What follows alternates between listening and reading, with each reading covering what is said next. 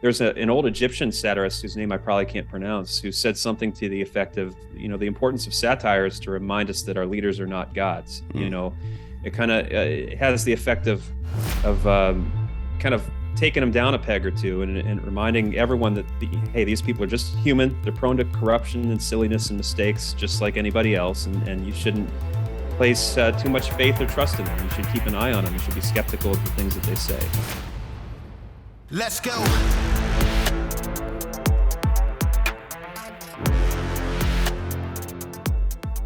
Welcome to Citizen. We have a very special guest today, Mr. Joel Berry. You've done a lot of weird shit in your life, but currently are the editor-in-chief of the Babylon Bee. So life is definitely better than it was when you were in the Marine Corps, and certainly better than when you were in corporate sales, I would imagine. That's right. Although those experiences did give me plenty of material for what I do now. Sure, I bet. So let's for a lot of our audience who may not know much about you personally, walk us through. So you were in the Marine Corps back in the day, and which unit were you in? Yeah, so I was in 1st Battalion, 24th Marines Weapons Company. I was an infantry mortarman. Let's see, I got in 2005 and was active till 2012. Went to Fallujah in 2006, 2007, and got out. Dropped to reserve status in 2012. Got out in 2014. So, yeah, man. And then after that, I got into a career in aviation, air freight, logistics, things like that. And then I worked in sales for like 10 years and just a ho-hum corporate job, absolutely miserable. And then I found the Bee, and like many people, started as a huge fan and started writing for them on the side, and that turned into a full-time gig. I feel very blessed. And it's been a pretty interesting journey over the past couple of years for the Babylon Bee, I think. Yeah. Like satire plays such an important role in Western politics. I don't know that Eastern or Middle Eastern politics really have much of an appetite for that sort of thing, but certainly in Western politics, and it extends as far back as, the court jester extends back as far back as courts extend. But even from the written word, we're talking about like the 15th century, where, Shakespeare was basically a political dissident that was making fun of, corrupt politicians and things like that, and incestual relationships within royal families. And,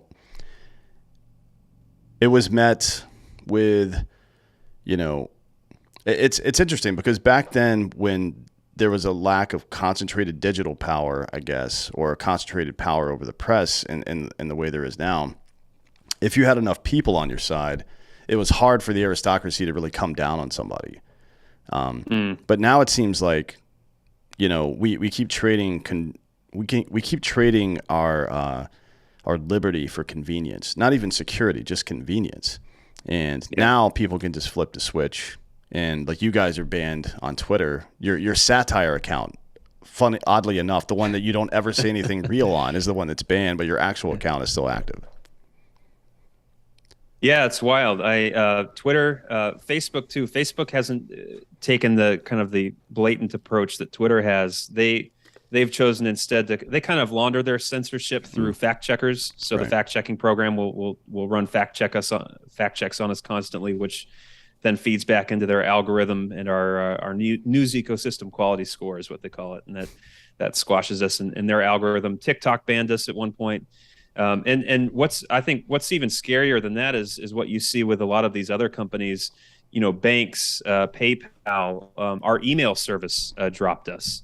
When you start to get this political ideology into some of these institutions, it's a pretty frightening thing. And with everything going electronic, with our money going digital, it does seem sometimes that we're headed to this place where eventually everything will be in the cloud, and the powers that be will be able to just kind of switch you off, unperson you with a flip of a switch. Yeah. And when that happens, the Babylon Bee, we'll just print it out on paper and staple our satire to telephone poles the old-fashioned way. So. Yeah.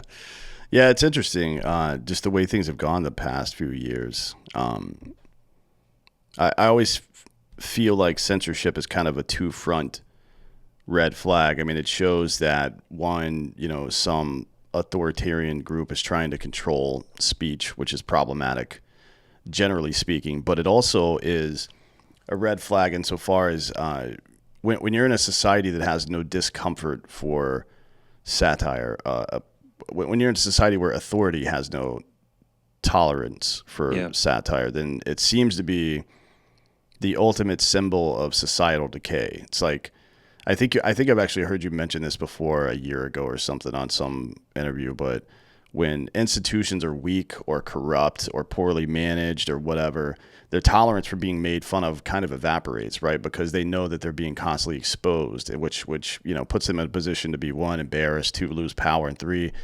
the last option that they'll deal with is to actually fix the institution, which is apparently not on the agenda either. But it's like, it's not just about the censorship or the lack of tolerance for satire, but it's what it represents. Yeah, I mean, it really is. It's kind of the classic emperor has no clothes situation where, the Babylon Bee. That's really all we're doing. We're kind of the immature kid in the corner who's raising his head and his hand and saying, the emperor's naked. And it really is. There is a massive and kind of broad ranging decay in our institutions and the elites who run them. They really have failed. They've done a terrible, terrible job.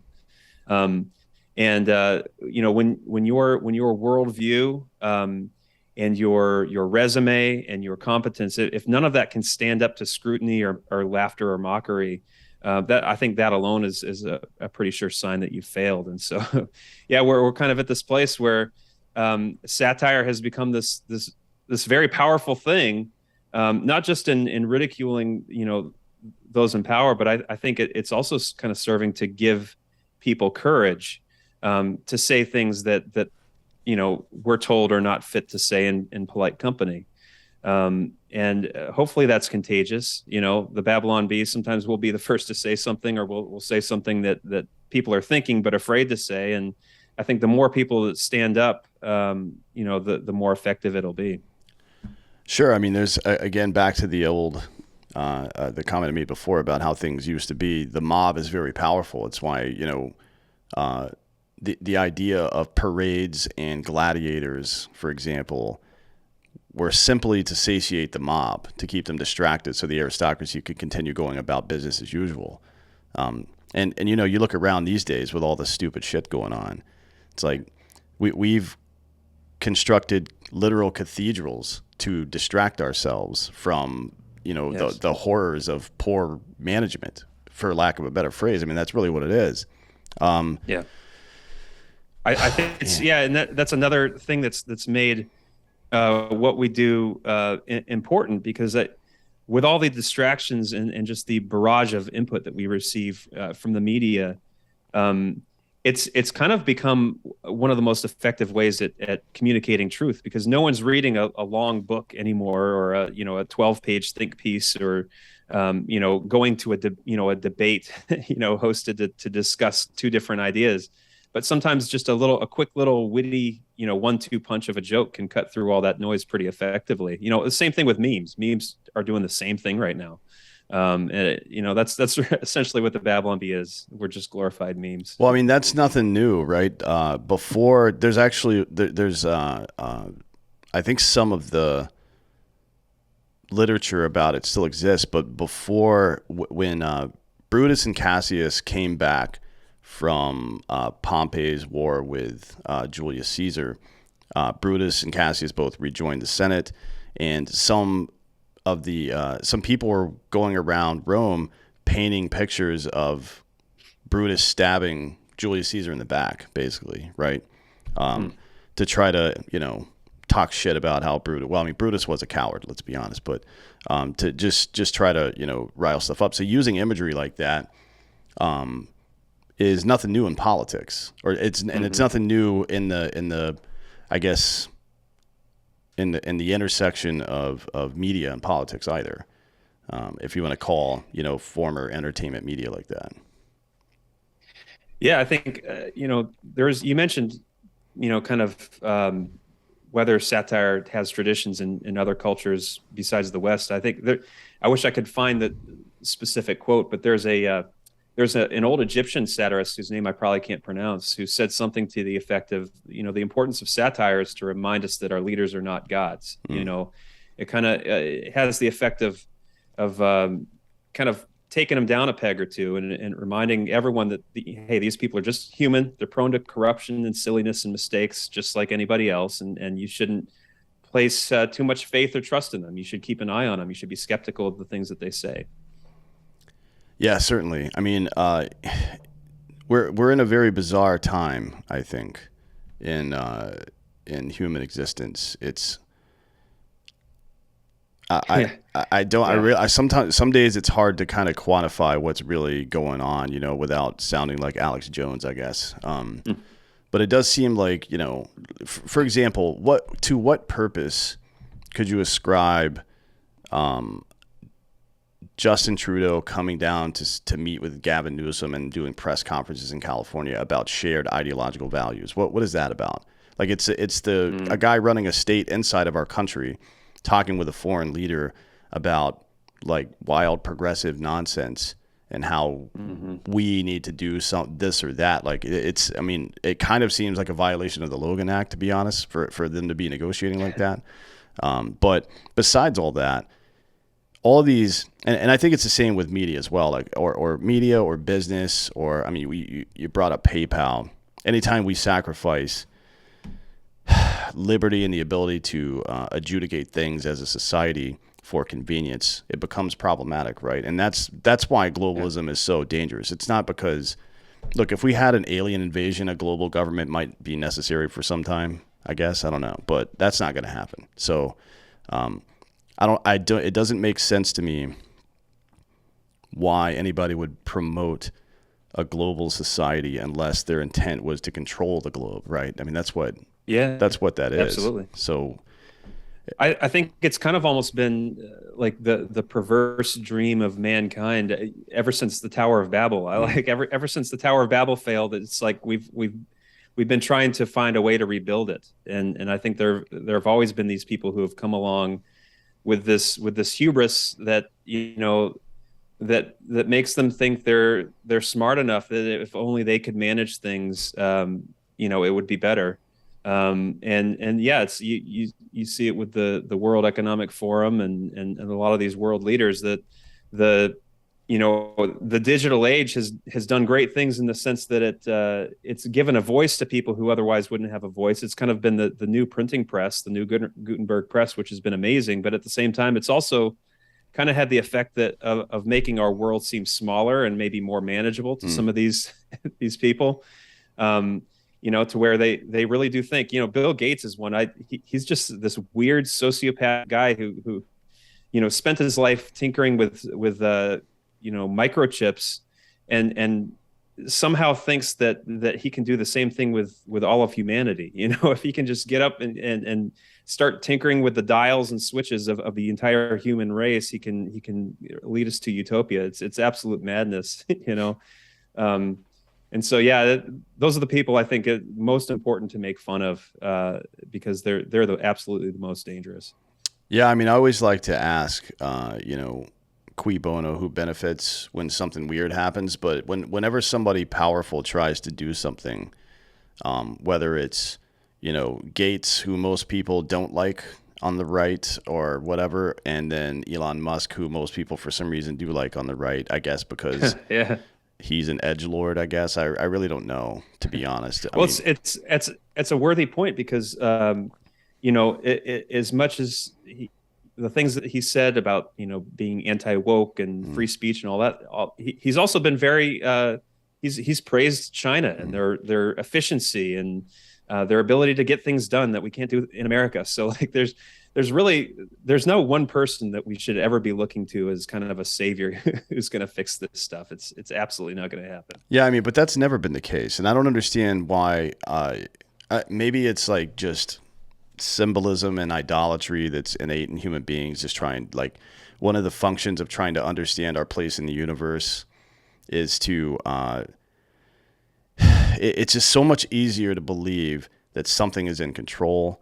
And that, even you take that, I understand it from the religious perspective, but then you map that onto like terrestrial life.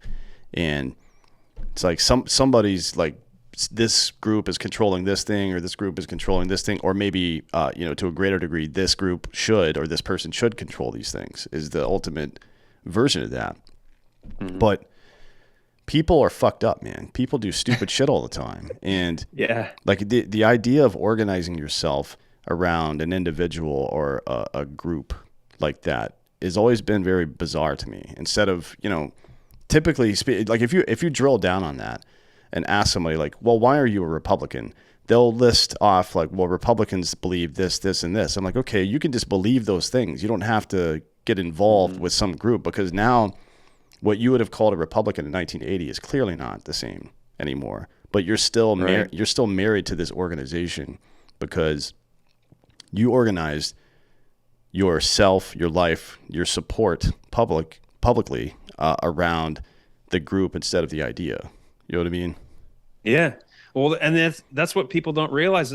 What makes America such a revolutionary, cutting edge, and still very progressive idea is that we're like the first, society or first, in the modern times to organize ourselves not around a man or blood and soil, but around an idea, around the logos, and this idea also being subservient to God, that even our rulers had a God to answer to, and they had a higher moral authority to answer to.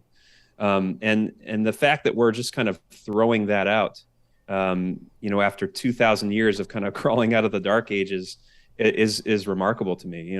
We're not going to start from scratch and have it work out well at all. Sure, I mean, but that's kind of a symptom of it's certainly something that Western culture has done a number of times. We seem to have this proclivity to unsolved problems that we've solved in the past because we haven't done a very good job of reminding people in a way that is ubiquitous why we solved that problem. I think too often we attach the solution to problems to a group or a particular religion or a particular leader or something like that. And then as time goes on and people, have more disparate views, I guess, on that particular leader or that particular religion or society or whatever it happens to be, then, we stop believing in that solution. But that doesn't make any sense. The solution was right the whole time. It doesn't matter what it was attached to. And we have a really hard time, not just in the West, human beings in general have a really hard time separating ideas from people for some reason. And I don't, to me, that's what makes satirism so important. You know what I mean? Because it divorces the person, like you said, from the idea of being God, but even in today's world, it divorces the person from their whatever institutional power they may seem to have, right? Like it's just some jackass saying something, but hey, what he said was actually really smart.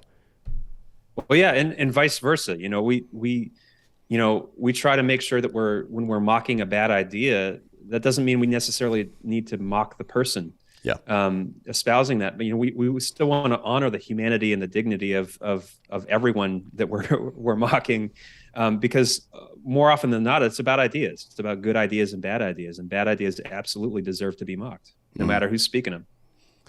But that's now if you mock a bad idea, for example, if you think it's a bad idea to send hundreds of billions of dollars to Ukraine, now I'm a Russian asset, right? I mean, that it's the idea. It's very interesting to me that the process of divorcing the idea from the person and then criticizing the idea is met with resistance in the form of now criticizing me as a person.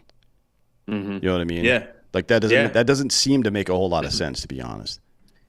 Well, it's kind of like what, our culture now is defined by self-identification, and we hear that phrase a lot, like living your truth. People take their worldviews and their political ideologies and they make it a part of their identity, and they make it inseparable from who they are, to where if you insult their ideas, we saw it recently with who was it, Matt Walsh, who visited a college campus or something, and one of the protesters there said, this person is a threat to my very being. Just the fact that he's saying these things, and it is really, really amazing that we've gotten to that point where we are unable to separate the ideas from the people. They are now core to our very soul, and you can't attack them anymore. That's ridiculous. Yeah, I mean, again, what's the old phrase? Sacred cows make the best burgers, right? I mean, it's and it isn't just that doesn't just mean that it's the funniest, although usually it is. It also means that the most value comes from attacking the most powerful institutions. Not attacking, that's not the right word, but I guess holding a mirror up to the most powerful institutions, because it's another thing that we seem to forget, that we're all just people. Like, all these groups are just people, and as such, they're as flawed as an individual person might be, right? And I think there's two things going on there. One, it should make us extremely skeptical of the institution itself, not cynical or nihilistic about it, but certainly skeptical. And then two, it should mean that if you're involved in an institution, you now have to realize that you have the most extreme responsibility to ensure the validity of that institution, right? If you really believe in it, you should be going out of your way to be as skeptical as you can about anything that might come in or out of that institution, how it's presented publicly, the messaging, all that stuff. Absolutely. Yeah, absolutely. I do think that that's part of where the laughter comes from for what we do, because I think there's something inherently funny about corruption. Mm-hmm. I almost liken it to someone who's very well dressed, who thinks highly of himself, who's maybe wearing a nice suit, walking down the street and slipping on a banana peel, or getting a pie in the face. I think when you can remind people that these institutions, are made up of people, and people are silly and stupid and easy to deceive. You kind of get that while mocking the bad idea, you're also kind of reminding people of our shared humanity. Mm-hmm. And I think there's something actually a little bit inspiring to that. We're not trying to be divisive here. When you laugh at a joke, when you go to a comedy club and you laugh at a joke that's maybe racial or a little on the edge, or about abortion, there's kind of a involuntary acknowledgement of our shared experience as human beings there. And I think that's pretty cool, that we kind of have this double-edged sword of whacking down the bad ideas, but at the same time kind of reminding us that, hey, we're all a little silly. Let's calm down. Let's relax. Let's remember who we are and who we're not, and kind of laugh at life. There's a lot to laugh about. Sure. Yeah. I mean, and it's become extremely problematic since the invention of media, I guess. I mean, it kind of started more slowly, but in the 60s, 70s, and 80s with magazines and the way they presented women, as maybe the invention of Photoshop had something to do with it as well. But it's become problematic, this presentation of certain people as perfect, and in a lot of ways. One, it does present a false image to people that they want to emulate, and then I think it also severely damages the individual who's presented as perfect all the time. Absolutely. It's like kind of, I guess in modern society, it kind of started with magazines and things like that, and then social media has made it far worse, because now it's not just a couple of thousand models who are subject to this. It's literally everyone who's it's no surprise that we've now kind of found ourselves in this self-identity culture, because You can literally make yourself a fucking digital baseball card and put any information on there you want to, including looking different than you really do in real life. You know, that is, man, that is a very sophisticated way to, I guess, obfuscate your own internal identity. You know what I mean? Like people don't know who they are anymore. I don't know that I don't think most people are dishonest intentionally. I think they don't know who they are, and they've been given this tool to be able to present who they are in whatever way they want. And of course they're going to take advantage of it. And they're absolutely miserable. I mean, we're absolutely miserable. We're at the height of human civilization. We've never had more convenience and comfort and pleasure and good food and ability to connect with others. And we're miserable, and we're committing suicide. And it really is. I think you kind of hit it there, that we have lost a sense of what our true identity is. We're trying to kind of build these new identities from scratch. And I think that's, I mean, what's kept me grounded in just, you know, as I'm a Christian, as a believer, the same thing kind of happens when you go to church. You know, we come from different walks of life, you know, different abilities, different talents. We all kind of come to the same place, and we kind of gather in this shared acknowledgement of our sin and our failures, and we confess, and we kind of reorient ourselves as human beings, you know, as people made in God's image, to kind of remind ourselves of what the core of our identity is. And you really do need that as a human being. It's all this stuff that we're doing, you know, the new moral philosophies and the my truth and the digital identities we make for ourselves, it really doesn't seem to have made any of us happy at all. Yeah, it's an interesting way to think about it. I'm not religious myself, but the idea of church is something of a shared acknowledgement of collective imperfection, I guess, also there is, whether it's religious or otherwise, if you're in a group like this, there's also, whether it's spoken aloud or not, an admission that it isn't about you. There's something bigger going on, right? Whether it's society or whatever charity group you're working with or whatever it is, right? I think, well, I want to hear your thoughts, because to me, Gandhi says, if you truly want to find yourself, lose yourself in the service of others, right? And if you read the red text in the Bible, whether you're religious or not, you're going to find that message pretty goddamn clearly. So I wonder, from your perspective, how do you assign your self-identity, and then what do you think is the root of human identity? Well,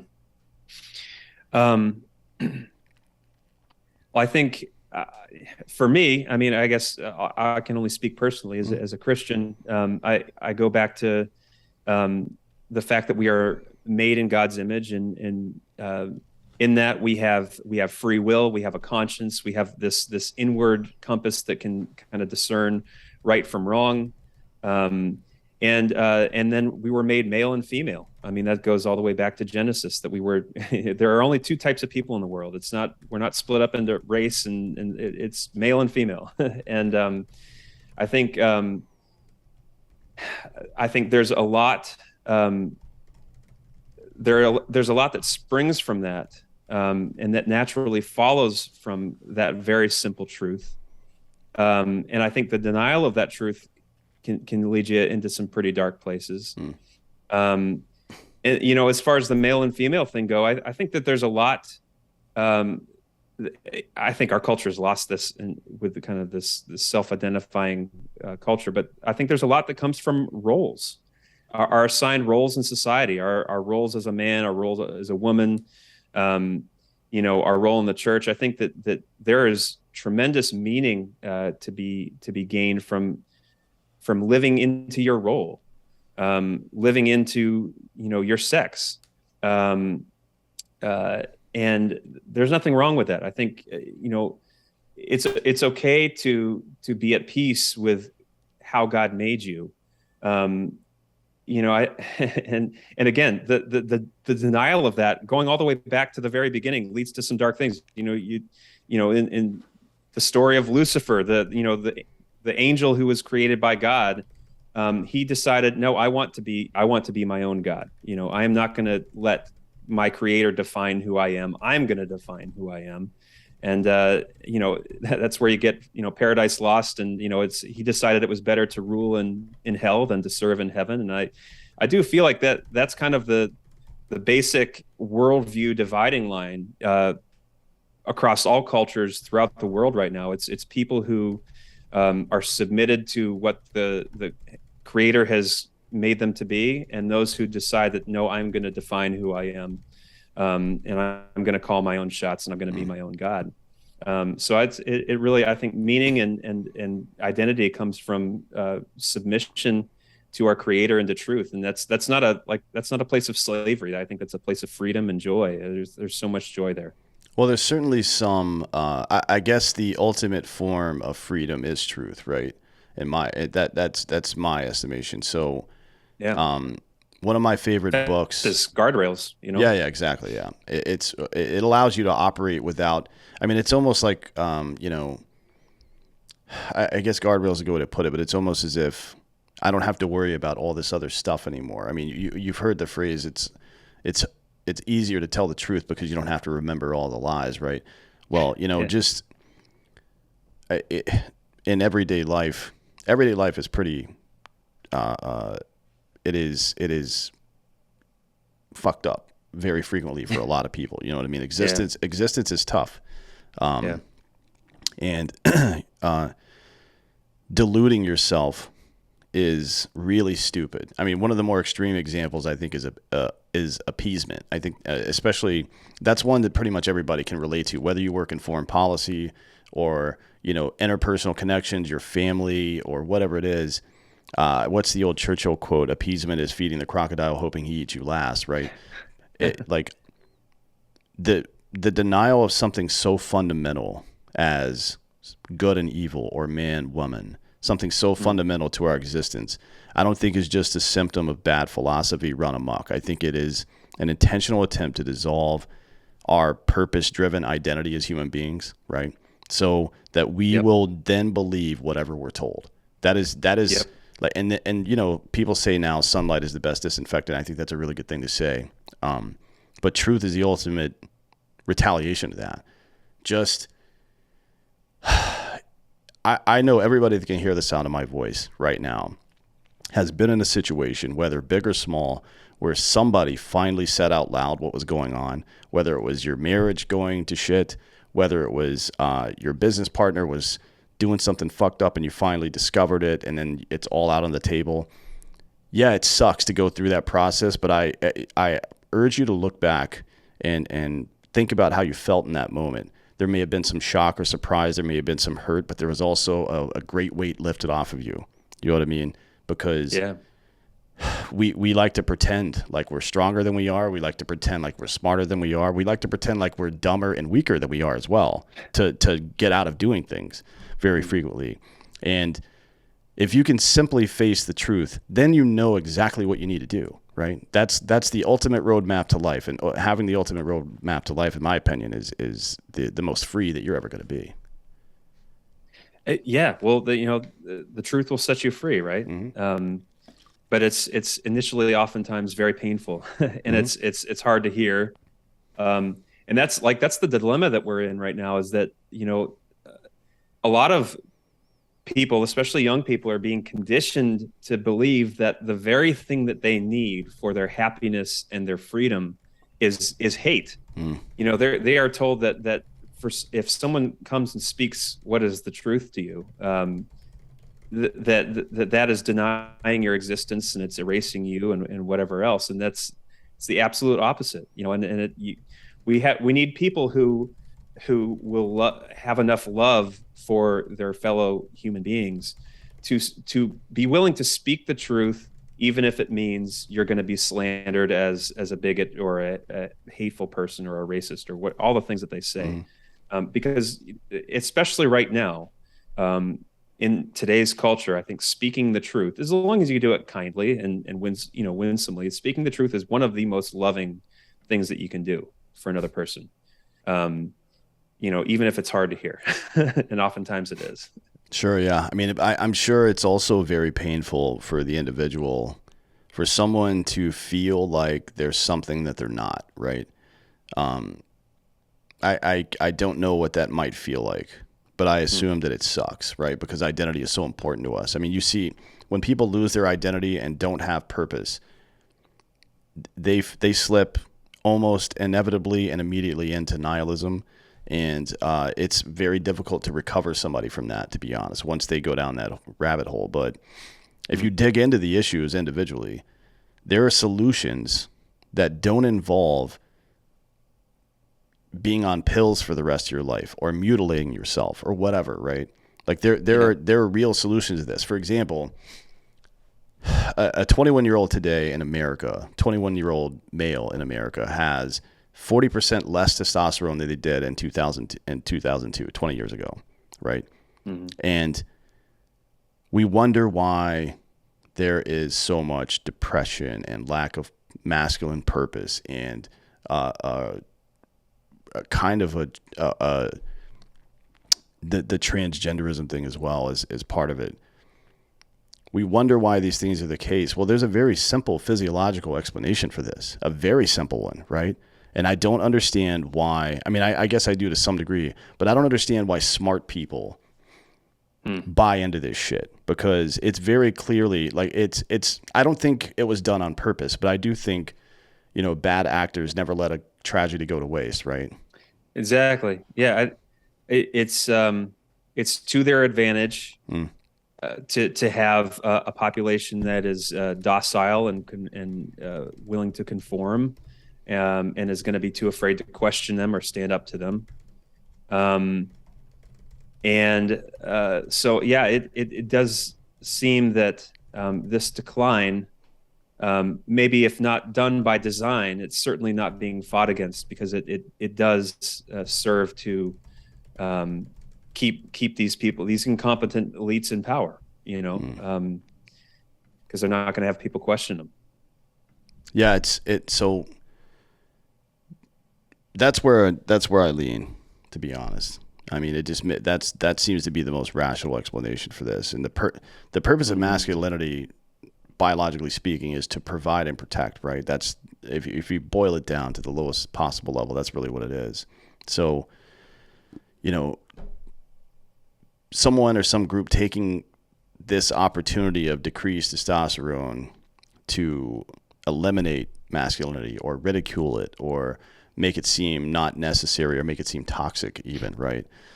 Makes me believe that governments and institutions are doing what they do, which is trying to erode your personal liberty, make you more dependent on them, and also weaken the institutions that protect you against them, whether it be gun rights or police or military or masculinity itself. Yeah, masculinity is like one of their the biggest threats to them. And I think too, there's this other side of it. There's this weird kind of perverse worldview, and you see it in radical environmentalism. You see it with some of these WF types. This idea that we need to stop reproducing. We need fewer human beings on the earth. And I call it kind of like Agent Smith environmentalism. Like if you remember the movie The Matrix, when Agent Smith has Morpheus and he's got him in the chair there, and he gives that little speech where he says, human beings are a disease, a cancer of this planet. You're a plague and we are the cure. These people that are kind of perversely obsessed with order, and have this idea that human beings are not the crown jewel of creation, but a plague on creation. And so I think that's partially also what's driving this willingness to allow testosterone levels to decline, because they don't want families, they don't want people having kids, they want fewer human beings on the planet. It's a real mess. Yeah, it's weird, man. I mean, it's not like it's a mystery what's happening. This is what happens with weak leadership, when somebody feels like the confluence of a lot of these people, I would say a great deal of them, were born with the idea that they deserve power, right? Which is, we tried to get away from that, from the aristocracy mindset in America. It didn't last very long. But we at least set the rules as such that it should prevent something like that. We just happen to not enforce those rules. But this is classical bad leadership, whether it's in the military. I'm sure you've seen it. I sure as shit have, or the business world or society in general. A good leader doesn't rob their people of power. They empower their people, right? They don't micromanage. They fucking train new leaders. That's the whole point of leadership, is to train new leaders. And, weakness is what creates this vacuum where any power outside of itself becomes a threat. Like, think of Saddam Hussein, for example. His early actions in Iraq were, look, I'm not endorsing the guy. We went over there trying to kill him and all those people, to be honest, but because he's a piece of shit. But what he did in the early stages of his dominance in Iraq was super smart, right? Very well executed. The infrastructure that he built, the schools and hospitals and stuff, and the dividing power amongst a small group of people. Look, they were an extreme minority, the Sunnis in Iraq, an extreme minority, and they still were able to dominate that country for decades because of the diffusion of power. And then, once he established power and became comfortable, anybody that rose up through the ranks that got too high, including his own family members, by the way, executed, right? If you got too powerful in Iraq, you got executed. It's the same in North Korea. It was the same under Stalin. He had his people killed routinely. You've seen it in Russia lately. All these former friends of Putin are falling out of windows. I guess it's super clumsy over there or something. I don't know if they just build bad windows or what. But that is what we see in society here, with the weak leadership trying to reach out and gobble up all the power. It isn't anything new, and it isn't anything we don't see on a daily basis at our workplace or wherever else, right? So we should easily be able to identify that stuff, but for some reason there's some blinders on or some filter we're looking through that prevents that. You do see it every day in the corporate world. I mean, it's the weak and the incompetent leaders. Those are the ones that will, kind of shit on their underlings or blame things on them.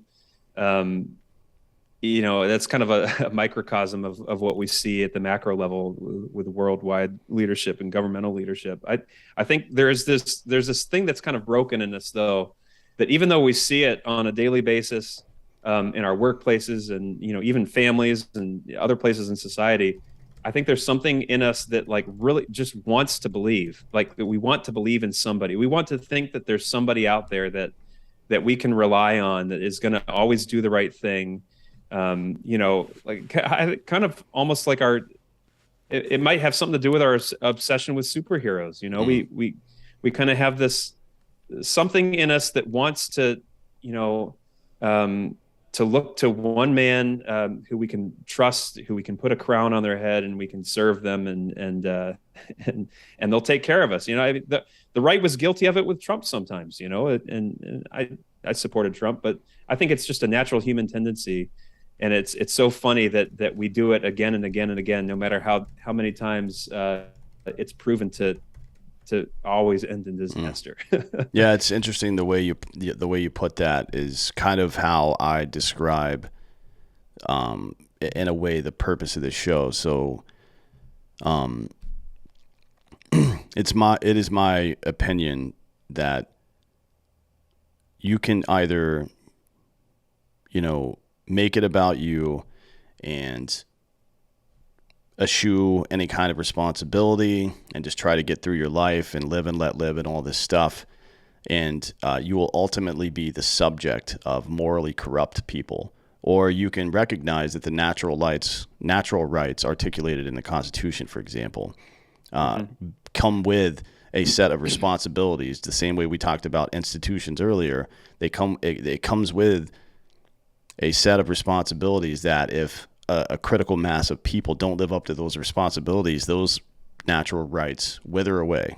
You know what I mean? Yes. So it's the reason I call this show Citizen, because the definition of a citizen is a member of a state who has associated rights and responsibilities, right? That's the Merriam-Webster definition. Not that they can be trusted to define things anymore either, but that's the literal definition of a citizen in a state or a country or whatever you want to call it.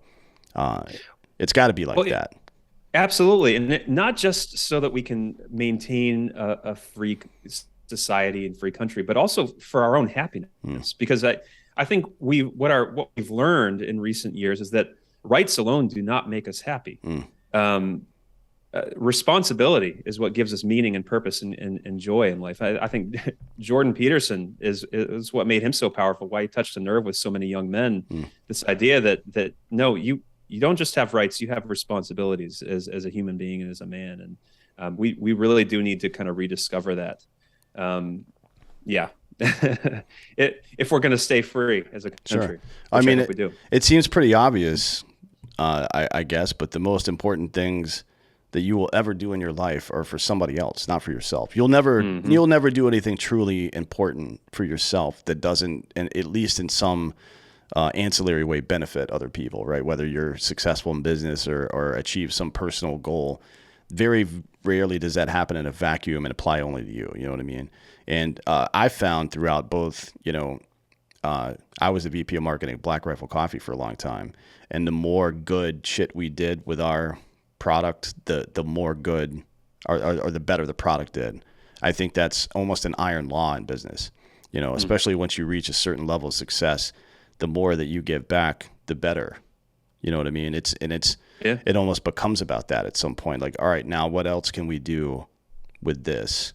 And I guess the ultimate way to say that is it's not about you, man.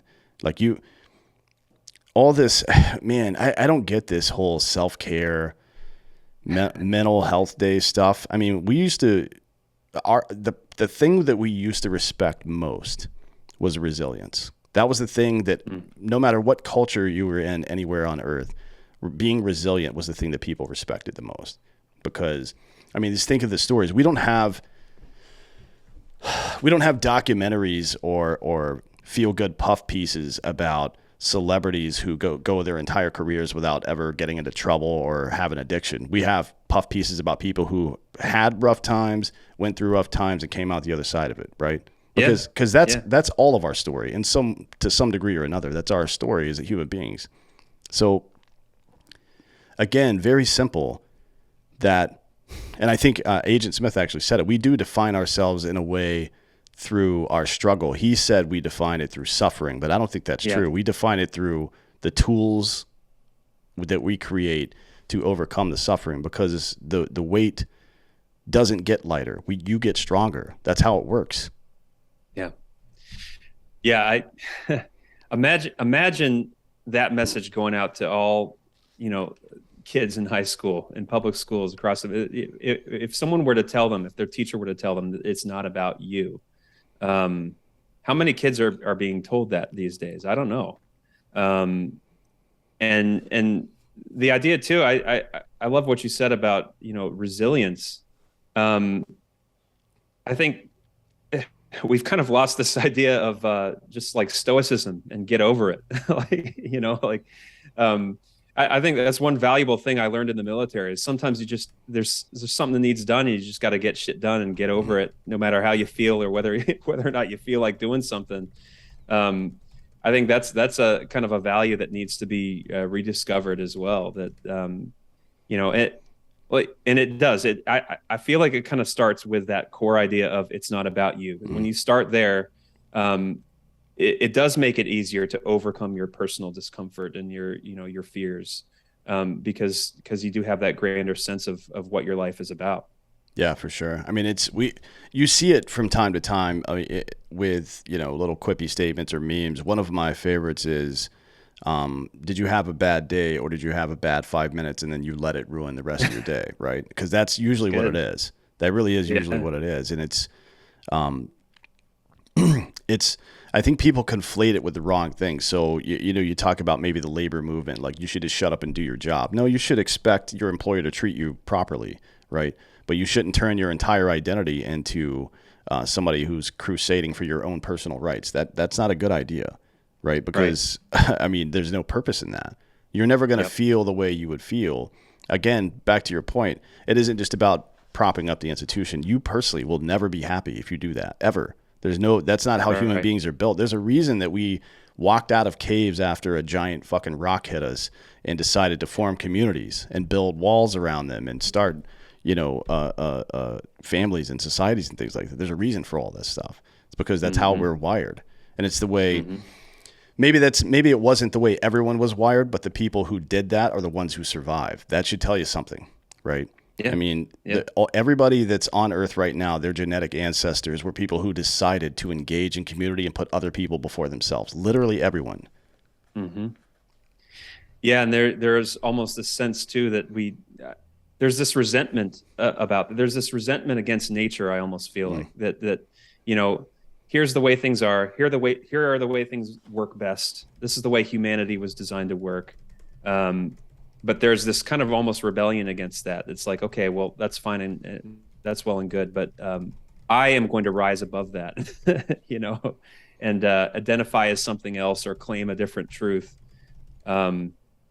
as if that will lead to your own happiness. It goes back to that old, I'm going to be my own God type thing. I'm not going to let God, or if you don't believe in God, nature, define who I am or what my role is or how things are supposed to work. I'm going to just kind of let my inner feelings define that for me. And it's not working. It's not working. I hope we figure that out sooner rather than later.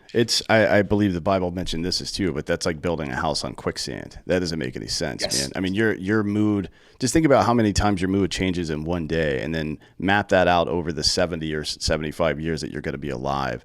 And if that is where you plant your flag, you might be fucked. You know what I mean?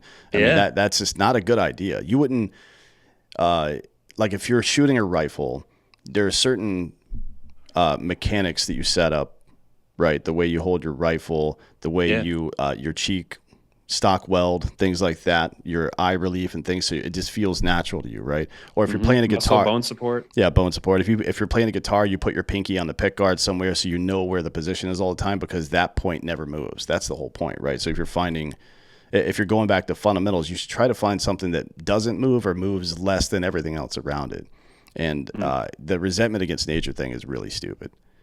I mean, it's like that might be the best example that exists of the truth will set you free. You know what I mean? Because if you're pretending like things aren't the way they are, I think Carl Sagan said, for me, it's far better to grasp the universe as it really is than persist in delusion, however satisfying or reassuring. Right? That's good. Yeah. That's really good. It's like you can go through your whole life pretending, and you're going to be miserable for your entire life. And that's part of why at the Babylon Bee we kind of fight so hard against this emergent gender ideology that's coming out. That this idea that your inner feelings determine your gender, knowing that feelings change, not just day to day, but sometimes hour to hour. But then we're causing permanent changes to children's bodies based off of a subjective feeling that might change in a year or two. It's absolutely barbaric. And so that's where you'll see a lot of those transgender jokes from the Babylon Bee, and we're not going to. That's what got us kicked off of Twitter, and we're not going to stop doing it. I feel like it's one of the defining fights of our culture right now. Is just the basic facts of reality. Are we going to submit to them and live in them, or are we going to try to defy them to our own destruction? Sure. Yeah. I mean, and you can always. All you have to do is wait, and the absurdity comes back around. So, for example, the updated guidelines on selective service, the draft in the United States. If you're a biological male and transition to female, I think this just came out yesterday. If you're a biological male and transition to female, you still have to register for selective service. You can still be drafted, right? Wow. So I guess they do know what a man is. A man is somebody who can get drafted. Yeah. It's funny too. I think there's almost a similar example from the WNBA where a woman who played for the U.S. team started identifying as a man, and they let her continue to play in the WNBA. They didn't kick her out to the NBA, where she never would have made it there anyway. But we know. I mean, we know what the truth is. We kind of got this mass agreement to deny it. Yeah, this is this is way worse than the emperor has no clothes, man. I mean, I've never seen more like literal doctors and statesmen have to stand up on stage and pretend like they don't know what men and women are. It is the dumbest. This is without a doubt the dumbest point in all of human history. I can't think of any other time that even comes close to what we're doing right now. Yeah, well, on the upside, it's great for Babylon Bee's business. Yeah. You guys are doing well. Yeah, I wonder from your perspective, because I really do like to talk about, solutions to problems like this. What, from your perspective, how does this ship get turned around? I mean, I know you guys are doing your part by exposing things, but just at a higher level, what do you think?